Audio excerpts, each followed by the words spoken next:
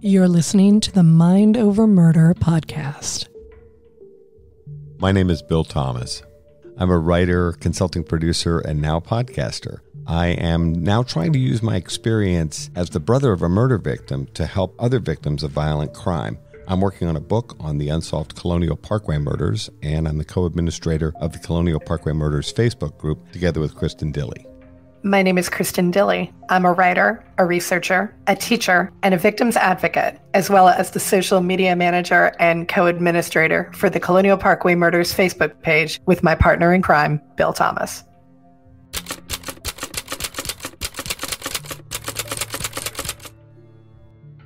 Welcome back to Mind Over Murder. This bonus episode is one of 3 episodes that we originally recorded in 2020 covering the Grim Sleeper case, a long-standing series of unsolved murders in Los Angeles that were later solved using familial DNA. Much of our discussion is based on the book on the Grim Sleeper case by Christine Pelisek, and our 3-part bonus series concludes with an interview with Christine Pelisek discussing her book, Grim Sleeper, The Lost Women of South Central, which we highly recommend. We hope you enjoy this bonus episode of Mind Over Murder, and thanks as always for listening. We're very excited to have you join us wherever you're listening to this program. Please take a couple of minutes and tell people what you think about the show. We very much appreciate your support. The more that you can convey your positive views about this podcast, the more helpful it is to us. Yeah, we're not trying to assign you homework or anything like that. Your reviews really do help our podcast, helps us grow, it helps us gain more of an audience. And you all are so terribly kind on our Facebook page, but it does help us even more if you just take a couple of minutes and jot down the things that you think are moderately excellent about our podcast. And for this week's episode of Mind Over Murder, we are starting to take a look at the case of the Grim Sleeper from Los Angeles. This is a case that started in the 1980s and stretched all the way up to the mid-2000s. Lonnie Franklin Jr. was convicted in this case, which stretched over more than 20 years and was finally resolved with his arrest in 2010 and conviction in 2016. It's an amazing case that was solved partially through familial DNA, and we'll be getting into that as our discussion unfolds. This is a case that I hadn't heard a whole lot about. And when I asked Bill, what are some cases from your neck of the woods, from the various places that Bill has lived in, he mentioned the Grim Sleeper because Bill spent how many years in LA, Bill? I think it was 2006 to 2018. So how much do you remember about this case? Oh, I remember a lot about this case. Now, Lonnie Franklin Jr. killed a number of women, and we'll get into the details, over about a 20-year period. The case broke in 2010, and I remember it was all over the media. And, of course, the fact that this case had apparently gone to sleep, hence the name The Grim Sleeper, was a fascinating aspect to the case. And then I remember when the case broke, they were discussing in the Los Angeles Times and the Los Angeles Weekly and other publications, and of course on television, about the use of this familial DNA, which was a technique that none of us knew anything about. I think the most shocking memory I have is that the Los Angeles Police Department then began publishing hundreds and hundreds of photographs of women that they thought were his victims. There are confirmed at least 180 women in these photographs, but the photographs actually number nearly 1,000 Polaroids. For our younger listeners, this is an instant photography camera that didn't require you to take it to a lab to develop the film. It was a bit more expensive on a per shot basis, but was used by families and other folks. Lonnie Franklin Jr. took hundreds and hundreds of photographs, and the LAPD and the Los Angeles Times ran these photographs. Some of the women look like they're alive and smiling, but in a number of other photographs, they look like they're either drugged or dead. They're just their faces, so they're not terribly graphic, but they were asking the public's help in identifying who the women were in the photographs because this guy was a collector. I remember how shocking it was. And then other odd details stood out for me. And I know we're going to want to get into some of those things as the case unfolded. I thought it was a fascinating and disturbing case. I also think this case highlights some issues which are very much top of mind in terms of our discussion about Black Lives Matter and so on. Lonnie Franklin Jr. is African American. His victims were almost exclusively African American, and many experts feel that one of the reasons why this case was allowed to stretch on for as long as it did is because the LAPD and the city of Los Angeles failed to put resources into this case to help resolve it. So we would like to talk about the sources that we used for this week. This is a case that has no small amount of excellent material that's been written about it. I want to give credit where credit is due. Really, the best reporting about this case was done by writer Christine Pelisek. She was a reporter for LA Weekly. How would you describe that magazine, Bill? Is it? It's a weekly alternative newspaper, not unlike the Village Voice. So she wrote a series of really interesting articles through the entirety of this case. And so any reporting by Christine Pelisek in LA Weekly is definitely worth your time to read. And all of that reporting does come together in Christine's book from 2017 called The Grim Sleeper, The Lost Women of South Central. And I'm reading it now, and I would highly recommend it to anyone who is interested in this case. It is wonderful. Christine Pelisek has gone on to be a true crime reporter at People magazine, and so her ongoing outstanding work is available there as well. And as always, we will provide you all with a source list, which we put in our show notes at the end of every episode. Really, the best reporting is by Christine Pelisek on the whole. One thing that's worth noting, we obviously are big fans of true crime podcasts. We probably think we should note at this point, we try very hard not to listen to any reporting on another true crime podcast prior to recording an episode. That is, in a situation like this, where we're talking about the Grim Sleeper case here, and we hope to report out some of the facts of the case and so on. We try very hard not to listen to the work of other podcasters. There have been problems over the last couple of years with plagiarism and podcasters being absolutely certain that their work has been borrowed, i.e. stolen, by other podcasters. We respect the work of our colleagues and enjoy it, but we try very hard to never listen to their podcasts if there's going to be any kind of overlap between the topic that we're discussing that week and any reporting they may have done in recent months. And with that said, we'll go ahead and jump into the case. So we'll go ahead and start with our perpetrator. The gentleman in question, although I really don't know that calling him a gentleman is the best name for him, his name is Lonnie Franklin Jr. He was known as the Grim Sleeper. And the name Grim Sleeper is one that was actually coined by the LA Weekly reporting staff because of the 13-year gap between Franklin's first set of victims in the 1980s and when he resumed killing in 2002.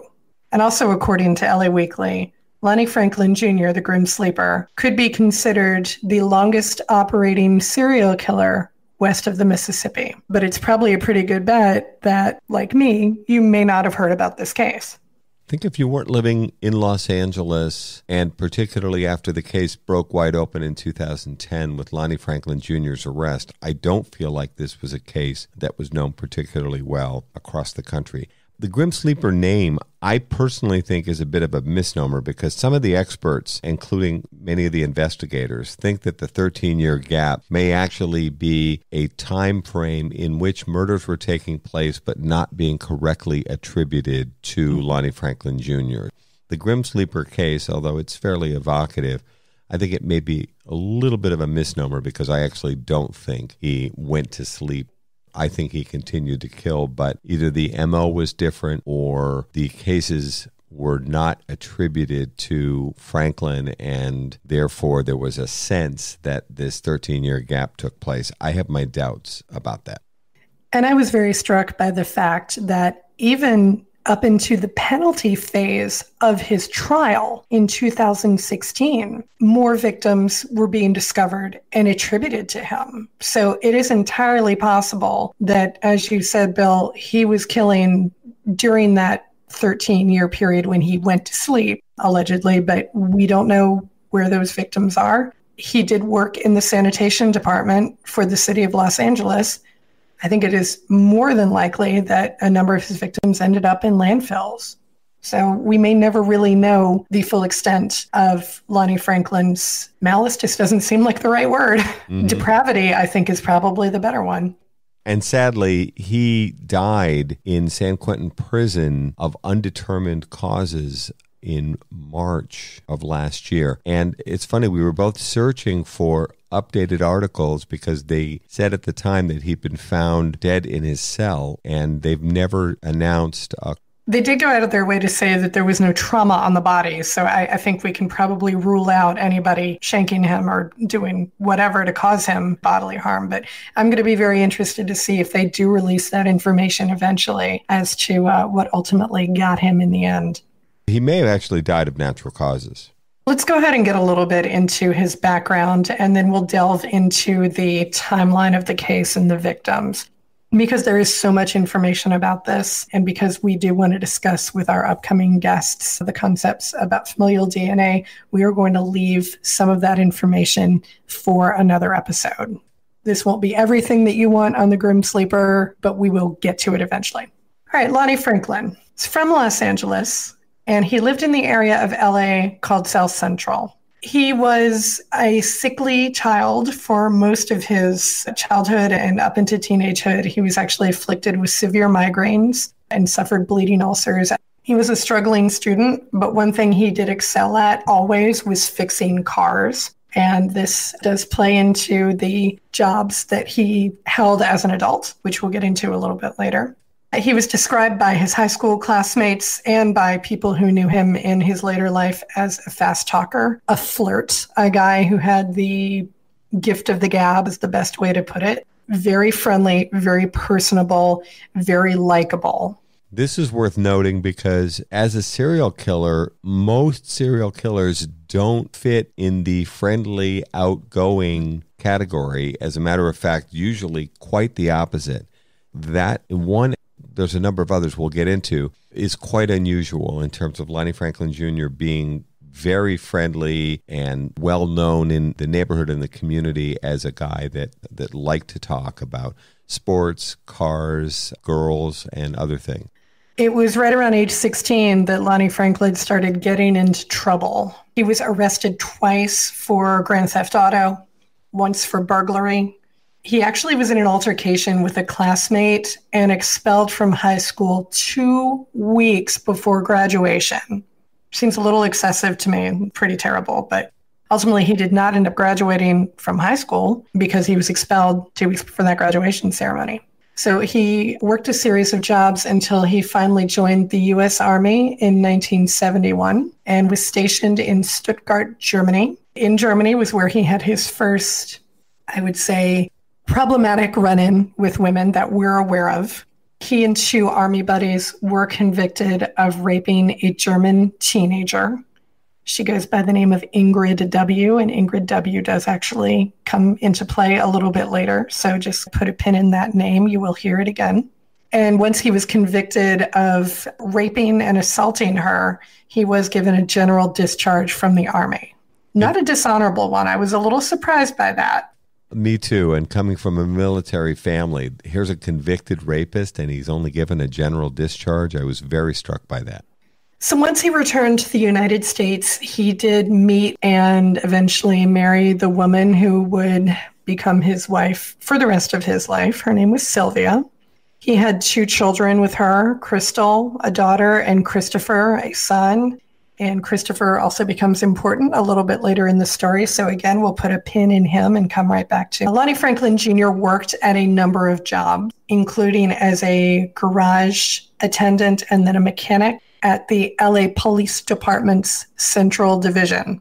Another thing that I found interesting. This is worth noting. This I found shocking back in 2010 when Lonnie Franklin Jr. was arrested, and it got so much press in LA where I was living at the time. Lonnie Franklin Jr. literally was under the detectives that were working his case while he was servicing their cars. They actually believed that he was changing the oil of the vehicles used by the detectives that were looking to catch him. It's the strangest set of circumstances. I've always found this completely bizarre that this guy was actually working for the LAPD in the garage and servicing the vehicles. And I wonder if he maybe wasn't getting a little bit of a charge out of that. Clearly, we'll never know now. Eventually, he did take a job with the Department of Sanitation simply because it paid better and it offered more opportunities for overtime work so that he could earn more money. Rather interestingly, his time with the Department of Sanitation was marked by multiple injuries. We're talking 6-7 instances in which he put in for disability, claiming a rotator cuff injury or an injury to his leg or his hip. He was on and off of medical leave, and it was interesting to note that a number of the times when Lonnie Franklin Jr. was on medical leave from his job coincided with many of the times that some of the murders in South Central were happening. But as the journalists note, he had the time and the money to pursue these prostitutes and go out at night and prowl the streets of South Central Los Angeles looking for women to rape and murder. So he was ultimately placed on permanent disability. He was found too disabled to work in 1991. And so then he had pretty much all the time that he needed in order to satisfy that desire to continue working with cars and in order to, I'm sure, obtain the money that's needed to maintain a lifestyle. He began a stolen auto parts business out of his backyard. And this is one of those situations where he's found to be disabled, permanently disabled, and not able to work for the sanitation department, but he's well enough to work on cars and sell stolen parts out of the yard at his home in South Central. And it was interesting. I was watching the documentary by Nick Broomfield last night, and a number of his friends made the distinction to Broomfield. Lonnie didn't steal the cars that he was chopping up and selling for parts. They were clear to say he wasn't a car thief. He sold stolen car parts, but he never did the stealing themselves. Like it was interesting that they took the time to make that distinction to let him know, like, no, he wasn't a thief. No, he wasn't anything like that. He's a broker of stolen car parts. Pretty much. But not a car thief per se. Yeah, it seemed like it was very important to them to have that distinction made. And the police were quite well aware of his auto parts business. They kept a close enough eye on it, in fact, and that he was busted on 6 counts of grand theft auto. He did plead guilty to that rather than opt to stand trial for it. That wasn't his only run-in with the police. And in fact, he was fairly well known to the police.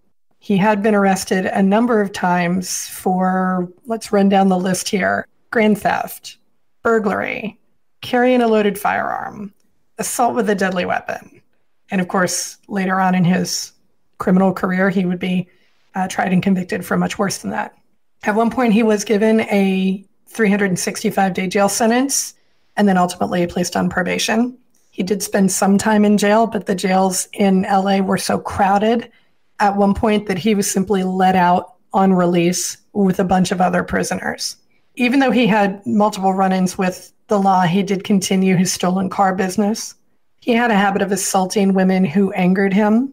He also dealt in stolen electronics like computers and flat screen TVs, which he either gave away to people depending on how he was feeling or sold to people.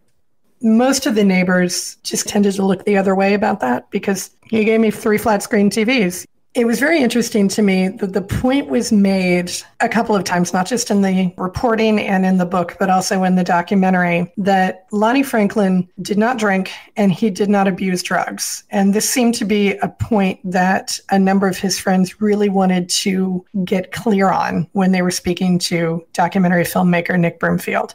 They said that he looked down on people who abused drugs, but he was not above giving them to women who he wanted to get into his car, to mess around with, to assault, to do whatever with. This is in the middle of the crack cocaine epidemic of the 1980s and 90s. So there was a tremendous amount of drugs in South Central Los Angeles and throughout LA, and a lot of cheap drugs. He used drugs to incapacitate women, but did not partake himself. And he apparently felt very strongly about the fact that doing drugs was something that made you cheap. It was something that indicated that you were not like a strong personality. He really did look down on people who used drugs and felt the need to abuse their bodies in that way. He did not drink. He made a point of saying that he only drank socially. He actually described himself at one point as a teetotaler. Here's somebody who pretty clearly has some power and control issues. He wants to be in control, but has no problem giving women who were having their own issues with drugs the dose of the drugs that would be needed for him to control them.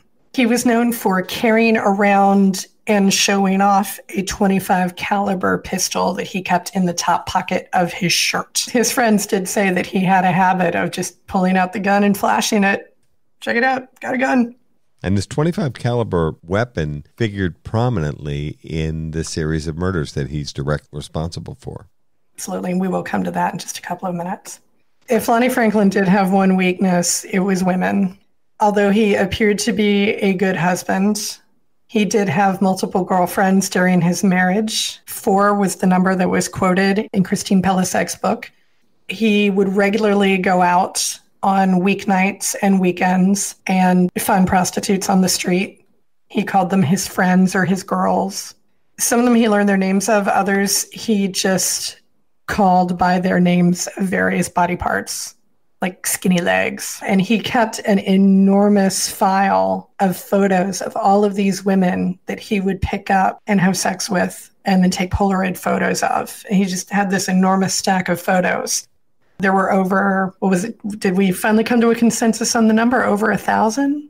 There's something like 1,000. Some of the reporting says that there are 180 different women in the photograph. So there may be multiple photographs.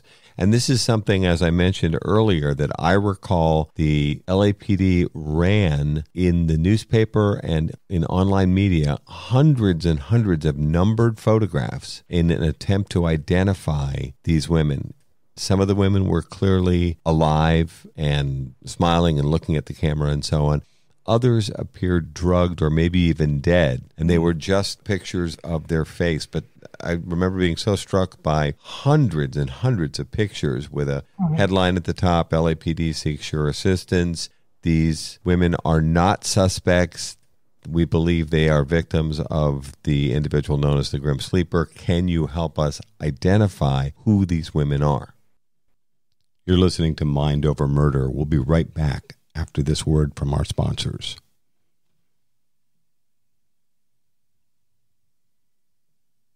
We're back here at Mind Over Murder. Just unbelievable, the amount of gall that it takes to keep that many trophies from that many victims. And again, we don't have a reliable count of how many victims Lonnie Franklin may have had.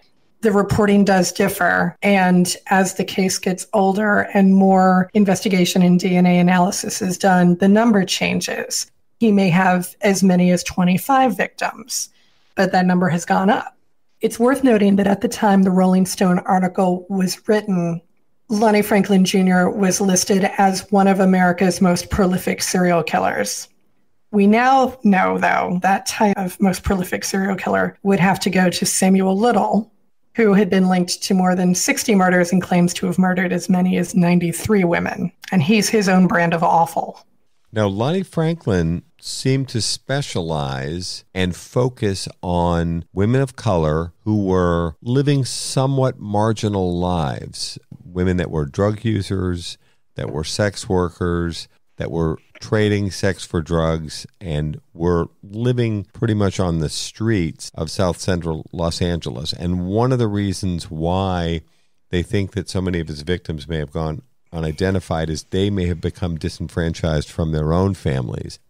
Obviously, a lot of people that come to Los Angeles aren't necessarily from LA originally, or they had lost touch with friends and family.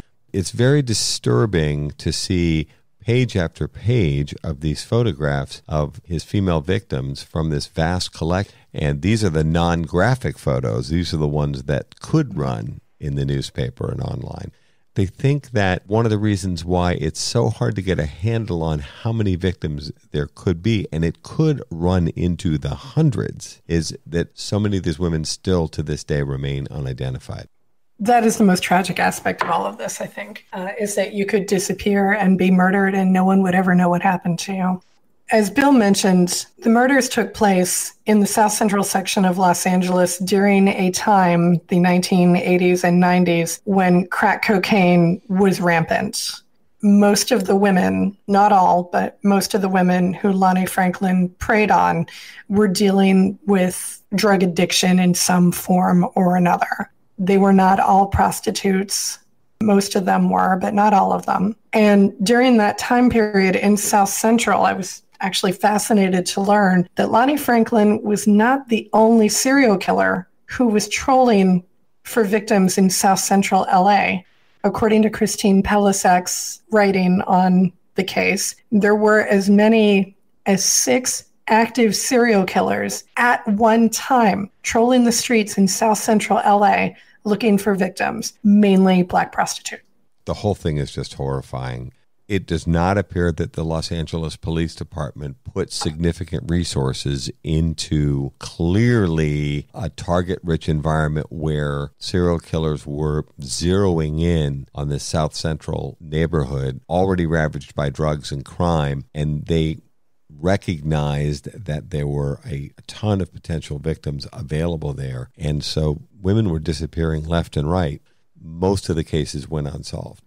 So we'll go ahead and get down to it and start talking about Lonnie Franklin Jr.'s victims, because the victims are the ones that matter the most in these cases. The murders started in August of 1985, and they continued for a span of 3 years until 1987, when the murders abruptly stopped, or at least the victims that we know of for sure. The last of them occurred in 1987. Then there was that 13-year sleep period, and then the murders picked back up in 2002. Victim number 1 was murdered in August of 1985. Her name was Deborah Jackson. She was a cocktail waitress and a mother of 3 who was dealing with drug addiction. She was shot 3 times in the chest and was found dumped in an alley off of West Gage Avenue. And this is all pretty much in the same area of South Central LA. This Western Avenue, which is a very major thoroughfare and not far from where Franklin lived. When you see a map of his known victims, they're all clustered along this Western Avenue corridor. I think it would be interesting to look at that from a geographic profile perspective, because they really were, like, they were clustered right around his house. We were talking about serial killers also operating in LA during that time period. It's actually a good time to mention that Deborah Jackson's death was overshadowed by the work of another serial killer who was working in LA during that time period, and that was Richard Ramirez, the Night Stalker. So any attention that the media might have paid to her death was ultimately overshadowed by the fact that Richard Ramirez was perpetuating horrible crimes during this time period. All right, victims 2 and 3 from 1986. Henrietta Cody Wright, 34 years old, a mother of 5. She also was dealing with drug addiction. She was shot twice in the chest and dumped in an alley on West Vernon Avenue. Victim 3, we don't know a whole lot about. And in fact, I haven't found a lot of information on this, but there is one male victim by the name of Thomas Steele, who was murdered on August 14th of 1986. And there's not a lot of information on him except that he was found in the middle of an intersection. And I'm not entirely clear in all of this reporting. I have not found why he's been grouped in with these other victims. Hopefully we can find more information about that. Put some links up in our show notes about that. Thomas Steele is the only male victim. He is grouped in as victim 3 of Lonnie Franklin Jr. One article I read said that he may have been a friend of one of Franklin's victims and confronted him in some way. And they think that's why Steele is part of this series, because he's very much outside the victim profile for Lonnie Franklin Jr. In 1987, he seemed to pick up speed and murdered 3 victims, 4, 5, and 6. Barbara Ware in January, Bernita Sparks in April, and Mary Lowe in November. And all of these were women who were dealing with drug addictions of various kinds, some of whom were very bright and passionate and had good futures ahead of them, but had gotten tangled in this, web of crack addiction and couldn't get out from underneath it for whatever reason. In 1988, victims 7 and 8, Lucretia Jefferson in January and Alicia Monique Alexander in September. Again, these are only the victims that we know about. There could be others. In fact, I'm sure that there are others. Then we come to victim 9 from 1988. And her story, I read all about this account of victim 9, who is a survivor of Lonnie Franklin Jr. And I just could not help but be blown away by the strength of this woman to survive this kind of brutal attack from him. So in November of 1988, Enitria Washington was walking to meet a friend at a party when Lonnie Franklin Jr. offered her a ride. He pulled up beside her in his orange Ford Pinto with white racing stripes on the corner of 80th and Western. And she's quoted as saying that the car reminded her of a Matchbox car, the little tiny micro machine things. I don't know, micro machines were my era, not yours. You grew up with Matchbox cars, right? I did. Matchbox and Hot Wheels cars. Okay. So she said the car actually reminded her of the Matchbox cars that her kids played with. Right. So that's why the car stuck in her mind the way that. So he pulled up beside her and asked, "Do you want me to give you a ride?" And she said, "No. Thank you. I'm good. I don't need a ride." She described him as appearing neat, clean, and a little nerdy, wearing a polo shirt tucked into khakis. He kept pushing her to accept a ride, and she kept turning him down.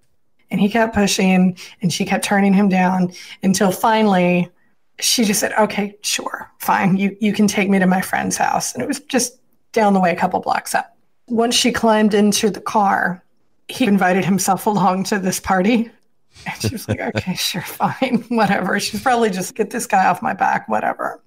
And I was struck by the fact that she described the interior of the orange Ford Pinto as immaculate with an all-white interior. There's just things about Franklin that just are a little off from the things we've read about classic, if there is such a thing, serial killers. And I've got to say, she's a great eyewitness. This is so helpful. And this is so interesting. And to see what she remembered from all of this. And unfortunately, the LAPD had a wonderful resource in her.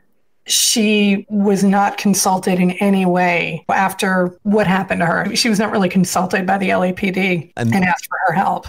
This part I found so frustrating because in a properly run investigation, Enitria Washington's experience and survival of this assault should have been the thing that broke this case wide open.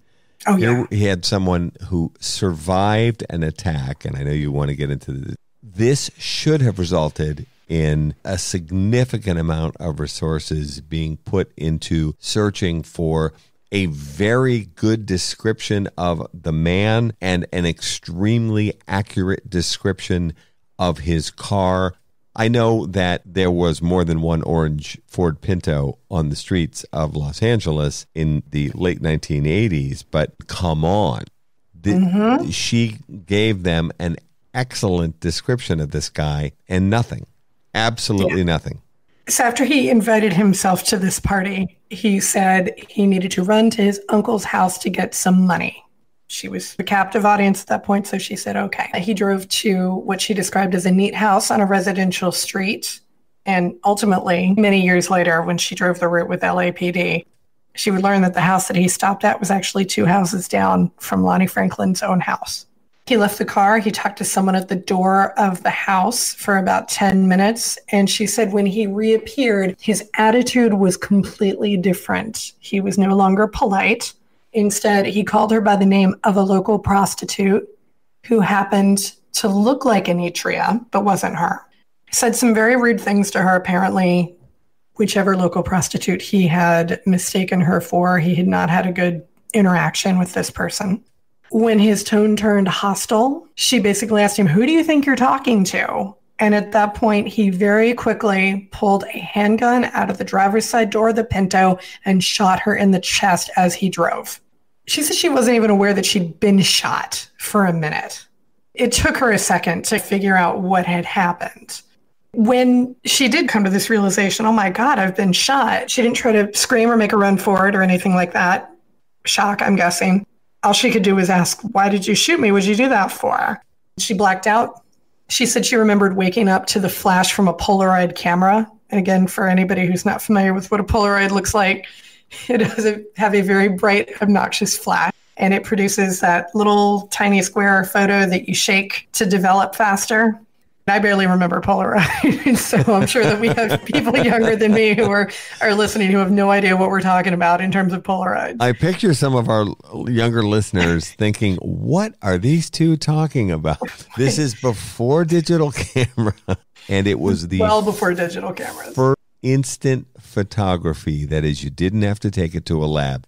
Obviously, Lonnie Franklin Jr. or anyone like him is not going to be able to take hundreds of photographs of women. And remember, he's not killing all of the prostitutes that he's visiting, but he is taking photographs, which are often very graphic. So he's not going to be able to take these down to, used to take them down to the drugstore or the photo lab. Again, the photomat, yeah. Yeah, the photomat. And you would drop off your film from a film camera and get them developed, and you'd pick them up a few days later and you'd pay your $10 or whatever, and you'd have a whole bunch of prints of pictures. The Polaroid, which was developed by the company of that name from Cambridge, Massachusetts, was an instant camera.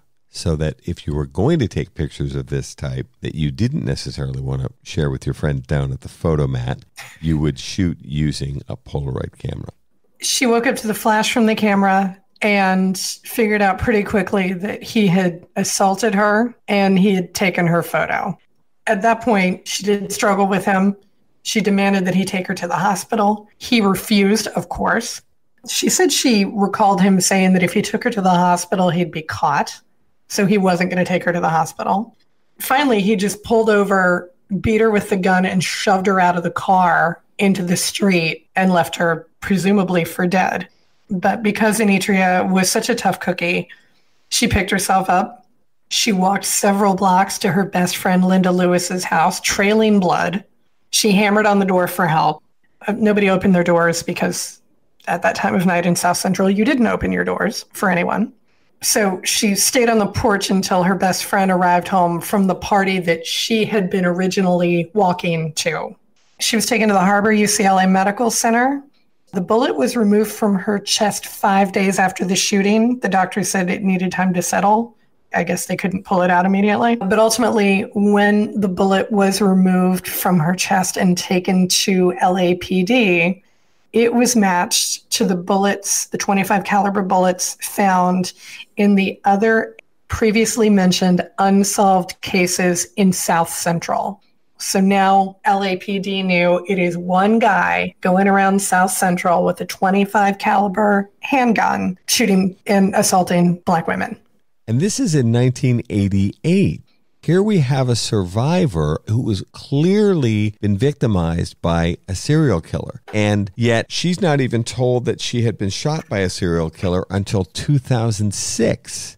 most people back in the 80s have no recollection whatsoever of any kind of publicity surrounding the fact that there were serial killings going on in South Central Los Angeles at that time. So right around the time of all of these serial killers, multiple serial killers working in South Central, a woman named Margaret Prescott started a coalition called the Black Coalition Fighting Back Serial Murders. She formed that coalition in an attempt to make sure that people in the community were aware there's a lot of danger out here. There are Black women who are dying left and right, and we have to be careful. She leafleted and she stood outside of grocery stores, drawing attention to the fact that, hey, there have been crimes all throughout here. Please be careful. Please, if you see anything, let somebody know. She was very vocal and has continued to be very vocal about the fact that she felt the LAPD was paying very little to no attention to the murders of Black women in South Central.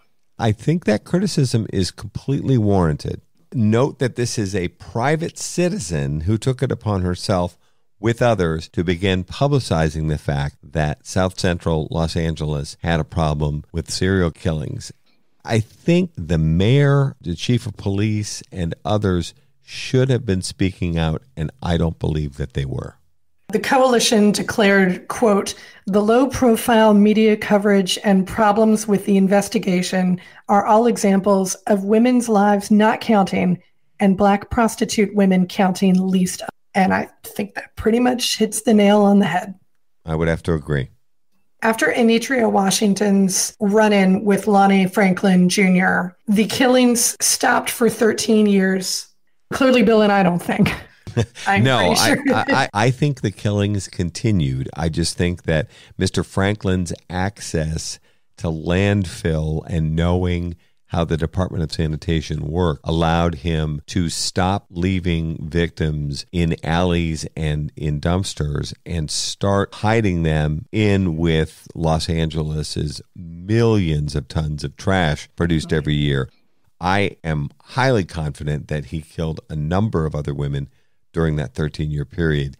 He just disposed of their bodies in a more, clever's not exactly the word I'm looking for. Sure. In a way where the bodies were not discovered. Prior to that, he'd been leaving the bodies, sometimes even in the middle of the street. And so bodies were being discovered. I think he modified his techniques during the time he was working for the Department of Sanitation and was able to dispose of the bodies. Therefore, these women who were on the margins to start with essentially disappeared. So there was that gap, that 13-year gap. During that time period, crime in LA began to drop fairly dramatically. In fact, during that time period, LA eventually became the second safest big city in America. And so in 2001, the police chief of the Los Angeles Police Department, Bernard Parks, ordered reinvestigations into cold cases from the 90s and the 80s using all of the new shiny, excellent, cool tools available in DNA matching to test old evidence, which I think is a great initiative on his part. It is excellent that he did it because they never would have put together any of the information about the Grim Sleepers, old and new cases. So in 2001, that was ordered. The LAPD crime lab began testing and retesting and looking through and trying to dial down the stack eventually.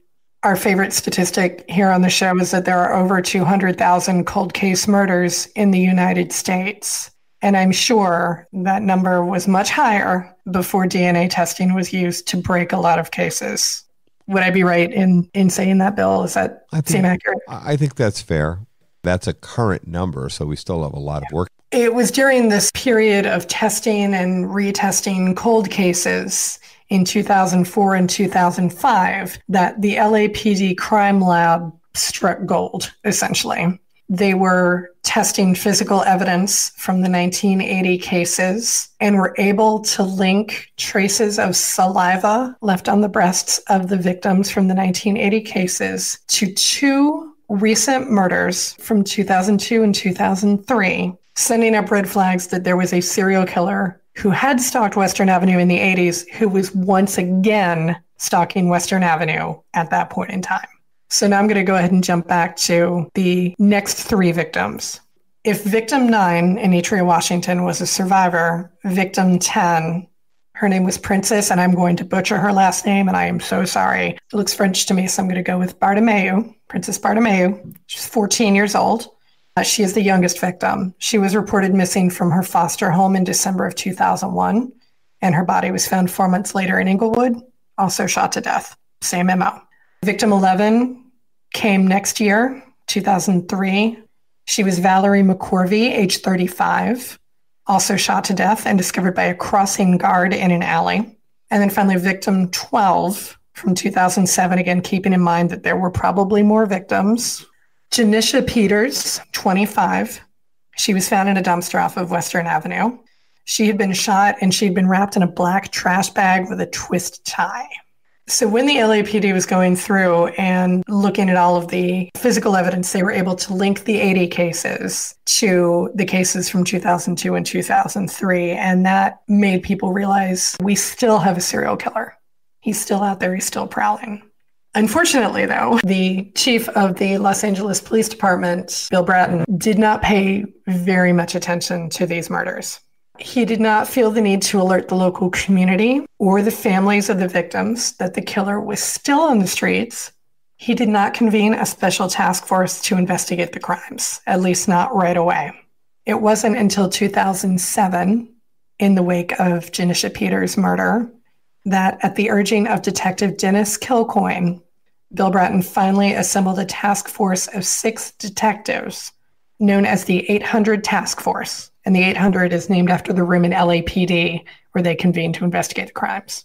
Sources used in this week's episode include reporting from Nick Broomfield in Tales of the Grim Sleeper, an HBO documentary. Christine Pelisek reporting in the LA Weekly. Also Christine Pelisek in her book, The Grim Sleeper, The Lost Women of South Central. Holly Silverman of CNN.com. And Suzanne Zappello of Rolling Stone.